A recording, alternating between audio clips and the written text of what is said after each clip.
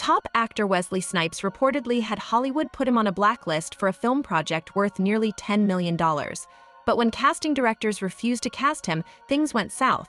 Because Snipes, like many other black actors in the industry, stepped on someone's toes, he was not fired. Having experienced stardom before, Wesley Snipes achieved great success in baseball classic Major League as Willie Mae Hayes. But not everyone was rooting for the actor to succeed in the major leagues. Wesley got into legal problems in 1991 for something that wasn't his fault, right around the time he was starting to make a name for himself in the industry. The police stopped him and told him to lie face down on the sidewalk with one kneeling on his neck and a handgun aimed at the actor's head. Wesley accused the police of discriminating based on race and called the entire ordeal extremely humiliating. Though the accusations were never validated, some believe the entire incident may have been staged to put Wesley in hot water. Snipes had gained some industry experience which would prove beneficial to him in the future and throughout his career. Wesley, who had the chance to collaborate with director David S. Goyer on Blade Trinity, took the audacious step of suing both New Line Cinema and Goyer in 2005. But what was meant to be his career's pinnacle instead proved to be the complete opposite. It seems that Wesley didn't want to work with Goyer in the first place because of a problem with him. He was on set 6 weeks prior to filming when his actions led to his termination from the role. To sum up, Wesley Snipes encountered many difficulties in the film business, such as being placed on a blacklist by producers David S. Goyer and studios. His career has been permanently impacted by his experiences and setbacks in the field. A number of problems with the well-known American action film franchise Blade resulted in a breach of contract and defamation from actor Wesley Snipes. The script did not sit well with Snipes, who also felt that the increased screen time for supporting white characters was a devious attempt to steal the franchise from him. In addition, he said that David Goyer made derogatory comments about his professionalism and declined to discipline a crew member who showed up on set sporting a racist t-shirt. Wesley was made to endure intolerable working conditions, and Snipes' close friend came to the set to corroborate his allegations. Snipes' close friend Michael G. White supported his assertions, saying that the circumstances were a result of both frustrations and an effort to oust him from the Blade franchise. Comedian Patton Oswalt discussed the mounting tensions between the actor and the director after word got out that Snipes was difficult to work with. In an interview with The Guardian, Oswalt refuted the accusations, saying that if he had attempted to strangle David Goyer, he probably wouldn't be speaking to him right now. He also mentioned that things got so heated that Wesley would only communicate with the director through post-its. The difficulties African Americans encounter in America are brought to light by this incident, including microaggressions and the belief that one white man can make a statement that is considered to be true. Both Snipes' reputation and name have been severely damaged. His career took off when Warner Bros. Announced a reboot of the action film New Jack City from the 1990s in 2019. In an interview to promote his new film Dolomite, Snipes expressed his disinterest in the movie with actors Brooke Obie and Shadow.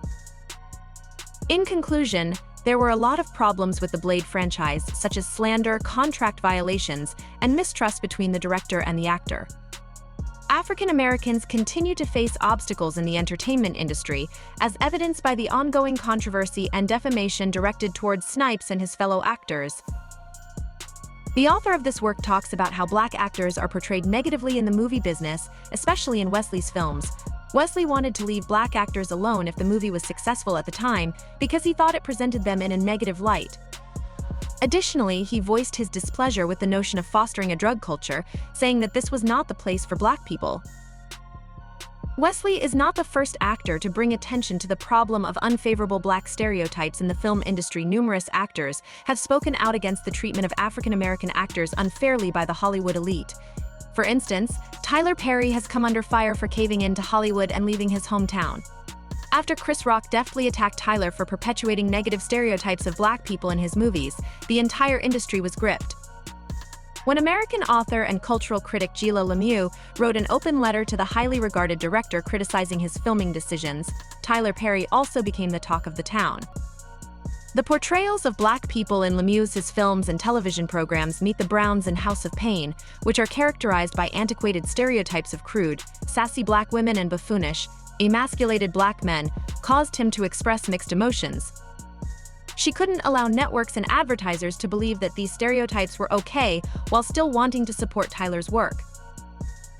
Lemieux also conveyed her dissatisfaction with the way a man with prosthetic breasts portrayed Mother Dear, a revered figure in the Black community. She believed that the media's portrayal of Mother Dear was inappropriate for the Black community and that mothers and grandmothers deserved better. The author concludes by highlighting the persistent problem of unfavorable Black stereotypes in the film industry and the demand for increased representation, particularly for Black actors. Throughout his career, actor Wesley Snipes, best known for his part in the New Jack City revival, had to overcome many obstacles. He owed Uncle Sam $7 million after being accused of falsely claiming income tax refunds in 2006. According to the lawsuit, he plotted with Eddie Ray K.H., the founder of American Rights Litigators, a tax law firm, and tax preparer Douglas P. Rosas Sonor. Snipes decided to defend himself by submitting a move to dismiss the case because he thought he was the target of discrimination due to his race. Sadly, Wesley's luck ran out as he lost the case and was prosecuted on 3 misdemeanor counts for neglecting to file taxes between 1999 and 2001. He was made to serve 3 years in the Pennsylvania McKinn Federal Correctional Institution. A federal magistrate in Ocala West News issued an order similar to the one issued by the U.S. Marshal in Orlando, requiring the actor to report to prison the following week. A federal magistrate in Ocala West News issued a similar order 2 weeks prior to this action. Wesley Snipes, an actor born in Orlando, has been ordered by U.S. Marshal Tom Hurlburt to report to prison. His day of reckoning is December 9th. Although Wesley's case was heralded as the case of the century, she wasn't the first to face tax evasion charges. Given that this is not the first instance of tax evasion, it is odd that they categorized it as the largest trial in the history of the sector. Wesley talked about his dating decisions in an interview with Ebony magazine in 1997. He talked about how Black women felt about Black men dating non-Black people. He claimed to be aware of his own hurt and to have understood the desire for possession and ownership among Black people, both male and female. He stated that he desired to be treated with dignity and respect, and that he was unwilling to compromise in any kind of relationship. The author talks about how Wesley Snipes' career affected Black women negatively and how it affected his career as well. While some fans have embraced Wesley's mistakes, others think that his success and notoriety caused him to make bad decisions. For instance, when Major League 2 was announced, people took notice, but not because they were hoping for a sequel, but rather because Wesley had no interest in working on the project. When Corbin Burnson, his co-star, spoke with Wesley about doing a cameo in the film, he was taken aback by how fast they forgot he would play Wesley Snipes. Some fans think Wesley was blacklisted from the business because he was a freethinker, while others think he's one of the best Black actors ever. A fan maintains that Wesley is still a strong man in spite of his life's setbacks and believes he was falsely charged and found guilty of tax offenses. Eddie Murphy offered Wesley the opportunity to play the lead role of General Izzy in Coming to America in 2021. Murphy thought Wesley would be a better fit for the role because he had a great time working with Wesley in the past. McGregor added that Wesley has been dancing and attending musical theater, and he appreciated the gesture. The writer expresses optimism that Wesley will persistently overcome the challenges and carve out a unique career path in the field. But the author wonders if Wesley's career stagnation is a grave he dug for himself, or if the Hollywood elite really forced him out of the game.